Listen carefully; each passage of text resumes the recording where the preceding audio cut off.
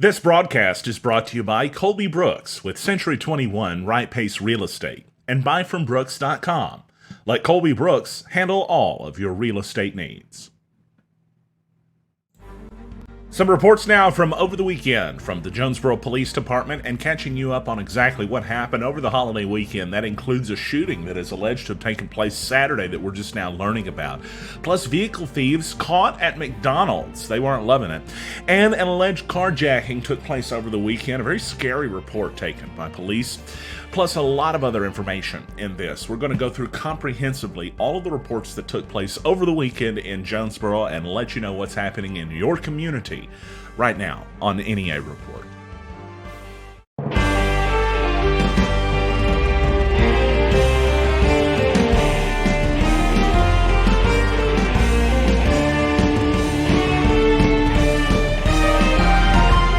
Now, Stan Morris reporting. Let's talk about some of the crime reports made in Jonesboro over the weekend, starting out with a report that could have gone really bad. Thankfully, it did not. But a call was made to police, a 911 call. This took place last night, almost around midnight early this morning, when authorities were dispatched to the 400 block of West Woodrow Street. A female reported that a male was assaulting her with a gun. When officers get a call like this, they're going to show up with their guns drawn, possibly with tactical gear on as well, as it could be a life-threatening situation for not just someone else, but for them as well. Officers arrived and found a male and woman in the yard. They gave commands to the male, but the man wasn't responding to the commands. According to several reports, he didn't comply initially. They told him to put his hands up. He actually stuck one of his hands into his pocket. That's the worst thing you could possibly do when an officer's telling you to put your hands up. You got to make sure the officers know that you're not a threat to them. That way, you can solve or resolve the situation peacefully after the threat or the intensity of that moment is over. He was finally detained. I guess he had a dog in his arms or something to that effect. He was finally detained after nothing else took place, and then officers found out what happened. Apparently there was no gun involved at any point. The woman said there was not. She actually ended up getting scolded by the officers who told her how serious it was to make a call like that, considering what almost took place there especially. He was criminally banned from the residence, by the way, I want to point out, but no arrests were made in this report. Well, a case of electricity theft has been reported. Theft of services, at least. That's the allegation. A suspect is alleged to be using extension cords to steal electricity from outside of a residence. The 1700 block of Church Street is the address. What's going on with this one, and then it was a report taken last night. Apparently a tenant upstairs says that the tenant downstairs has run some extension cords and has been taking all of her power. According to this report, officers weren't able to make contact with the suspect, but they did make contact with the complainant. She said her electricity bill is substantially higher than normal. She said she even applied super glue to the outlet to seal it shut, but despite her attempts to seal it, she said the suspect pries the outlet open, removes the glue from the outlet, and runs those extension cords down there. Anyway, authorities looking into that right now.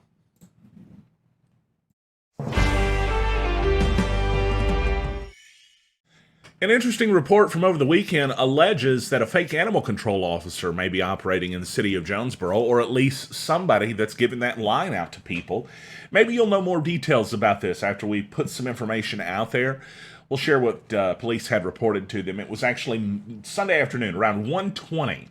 Authorities responded to the 1200 block of South Caraway Road. Someone stealing dogs. That was the report. They spoke to the complainant, who said that she left a box of 4 small dogs outside on a bench at the 1200 block of South Caraway. She went inside for a short time and then noticed a white female with brown curly hair pull up in a green Chevy Tahoe. She took the box of dogs, grabbed the box of dogs up. The complainant went outside, confronted her, but the woman told her, according to the report, she was an animal control officer and left with the dogs. The complainant wasn't so sure. She called 911, asked what happened to police, and authorities checked, said that the on-call animal control officer was totally unaware of this situation happening. Did not believe that was anybody with animal control. The dogs weren't worth money, and the woman said she's fine if they're taken care of, but she wants the dogs to be, obviously, taken care of and in good condition. She was advised of her rights. Authorities still not sure While we're on the subject of animals, let's talk about a reported commercial burglary that took place at the Northeast Arkansas Humane Society. The report was taken on Sunday. It was actually early Sunday morning, about 6:26, that this was believed to have all happened. Several alleged crimes reported in the case, where authorities said that a double pane glass window was broken at NEA Humane Society there at the 6000 block of East Highland Drive. And apparently after this was done, the suspect, they forced entry and tried to remove a large safe. We don't know exactly how successful they were in this attempted crime because most of the report is masked. The case was actually reviewed by Jonesboro detectives and not assigned because of a lack of suspects or leads. But if you have any information about who may have been responsible for the attempted break-in at the NEA Humane Society, it happened Sunday morning. Call Jonesboro Police, 870-935-5657.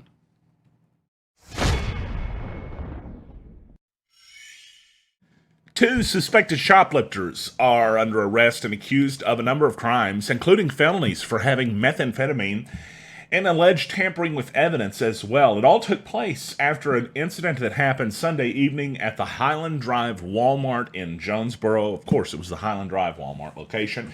Authorities say they found a shoplifter, at least the loss prevention did, in the store, and then contacted police, who arrived to make contact with, of course, loss prevention. They said they observed two people, a female, Dana Irwin, and a male, James B. Davidson, conceal items and attempt to leave the store without paying for them. Both were taken into custody and taken to the Craighead County Detention Center. When authorities searched them, and it doesn't specify which one was searched to find this stuff, they found pills, they found meth, looks like an orange pill with a K7 imprint. Oh, that's cyclobenzaprine. Okay. Several other items, prescription bottles were located. Anyway, the charges now include shoplifting. That's a misdemeanor. But the more serious charges are all of the stuff that they found after the fact. Possession of felony drug paraphernalia, possession of Scheduled 1 or 2, not meth or cocaine, for whatever, some of the pills perhaps, possession of meth or cocaine, and then an allegation of tampering with physical evidence. As I mentioned, both of the individuals were arrested, taken to the Craighead County Detention Center. A major burglary was reported in Jonesboro Saturday night with over $10,000 worth of goods alleged to have been taken. Some of the stuff taken included an $8,000 diamond necklace, several $1,000s worth of items ranging from cash, an AK-47, according to the report, and a gold ring as well. Let's talk about this. This was alleged to have taken place Saturday night, and authorities took the report at the 4000 block of Jessica Lane. That's where they are reporting that suspects are believed to have broken into the residence and stolen numerous amounts of cash, jewelry, a gun, even toys taken from little kids. Come on, that's awful. Now the suspect's facing felonies, including theft greater than $5,000, residential burglary, and a misdemeanor for criminal mischief. So in the report itself, the narrative, as the report says, it says that officers arrived. It was Saturday evening that they arrived at the location. They found that the front door was busted down, the house was gone through, the residents did, a number of items stolen from the house, and they don't really know who could have done this either. But as I mentioned, this family being hit by a number of big item thefts that took place in this. If you have any information that might help police, 870-935-5657. Police found evidence of gunshots being fired off sometime Saturday night at Parkwood and Sutton Drive in Jonesboro. I'll tell you what authorities found whenever they arrived on the scene. They found 5 brass .40 caliber shell casings, 2 9mm brass shell casings, possibly indicating that multiple guns were being fired during this incident.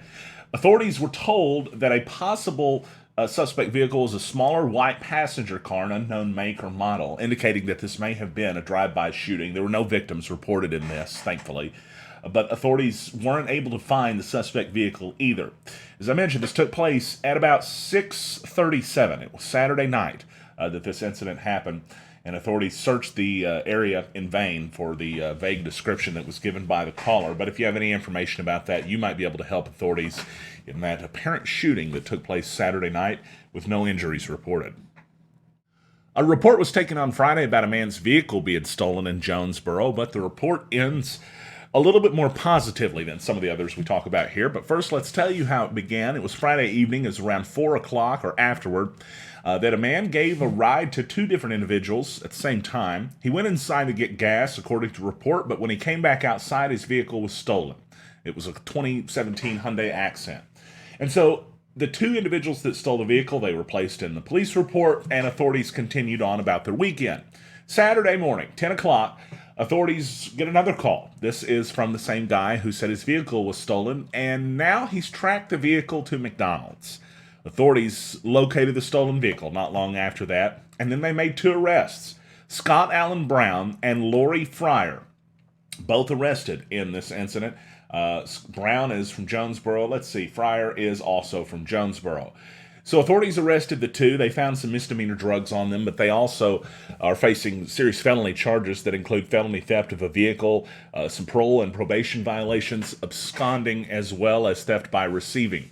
So authorities able to make quick work of a case that actually probably could have been a whole bad weekend for somebody. It started Friday night, and the case itself apparently being solved Saturday morning. Another concerning report taken over the weekend describes what seems to be an attempted carjacking Saturday morning at about the 1500 block of French Street in Jonesboro. It was around 10 a.m. that the incident was reported, and a suspect attempted to take a victim's vehicle while she was inside, actually kicking the vehicle several times, according to her report. 39-year-old Memphis woman making the report in Jonesboro. The suspects' names weren't in the report, but they may have possibly been juveniles. Their ages were listed, at least one of them's age was listed between 17 and 19. It's often tough to tell, really. But authorities being told there that that was an attempted robbery. And they were dispatched, as I mentioned, to French Street Saturday morning. It has not been assigned to a detective because of a lack of suspects or leads. But if you have any information about this, please contact police. They say that the other vehicle was a white Toyota Camry with damage to the driver's side, and front driver's side light was hanging out. That's the suspect vehicle. Again, no tags, Toyota Camry, white, four-door car. If you have any information about this, contact Jonesboro Police Department. Pretty scary situation taking place Saturday morning in Jonesboro.